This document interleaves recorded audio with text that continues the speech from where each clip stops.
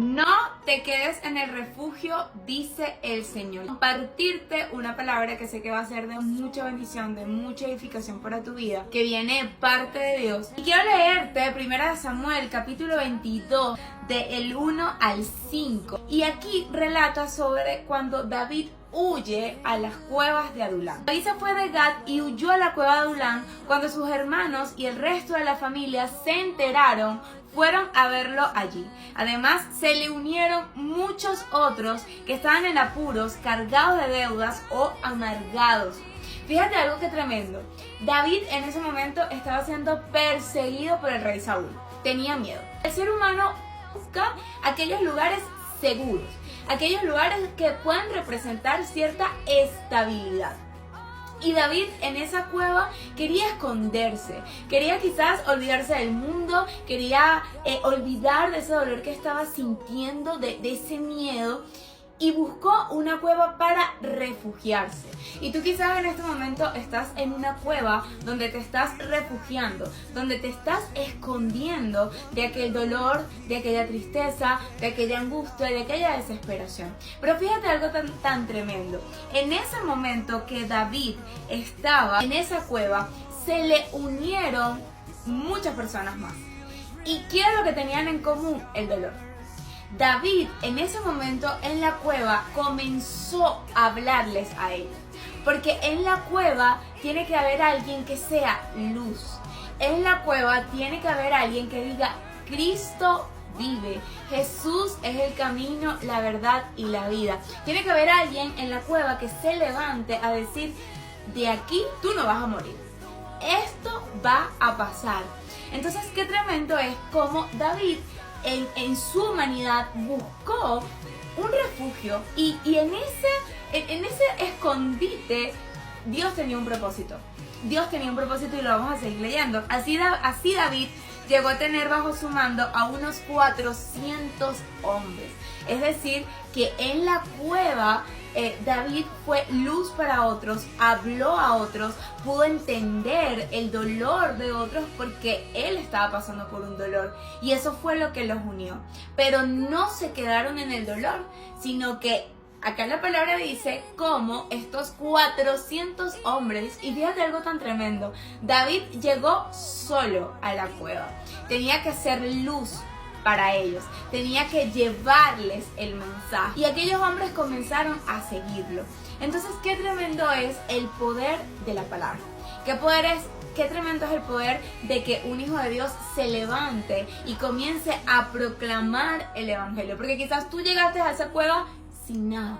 Tú llegaste a esa cueva endeudado, entristecido, desesperado, con ansiedad, con muchos pensamientos que no vienen de parte de Dios. Pero es allí donde en esa oscuridad, el Señor te va a colocar personas que van a venir de parte de Él para hablarte. O quizás tú tienes que ser el mensaje. O quizás tú tienes que ser la luz, así como lo fue David. Dios dice: fue así como dejó a sus padres con el rey de Moab, y ellos se quedaron allí todo el tiempo que David permaneció en su refugio. Pero el profeta Gad le dijo a David: no te quedes en el refugio, es mejor que regreses a la tierra de Judá. Entonces David se fue allí y se metió en el bosque de Jared. Es decir, que esa cueva, que ese refugio tiene un tiempo de caducidad. El profeta le dijo a David: tienes que salir, ya es el tiempo, ya te has escondido mucho tiempo. Y eso me lleva también a reflexionar sobre cómo en esos momentos de cueva, de oscuridad, que quizás estamos escondidos, que quizás la gente afuera no está viendo realmente nuestra preparación, no está viendo lo que Dios ha hecho con nosotros o lo que está haciendo con nosotros, y son esos momentos donde Dios nos mantiene en lo oculto. Pero yo hoy quiero decirte, en el nombre poderoso de Jesús, y esta palabra realmente viene de parte de Dios, que ya llegó el tiempo de salir de esa cueva, que ya llegó el tiempo de ser luz para otros, de que ya llegó el tiempo de guiar a otros hacia lo que Dios ha hablado en tu corazón. El tiempo de la cueva es un tiempo de preparación, de formación. En ese momento David estaba siendo preparado y también estaba preparando a esos 400 hombres. pero no podían quedarse allí eternamente, no podían quedarse allí para siempre, tenían que salir.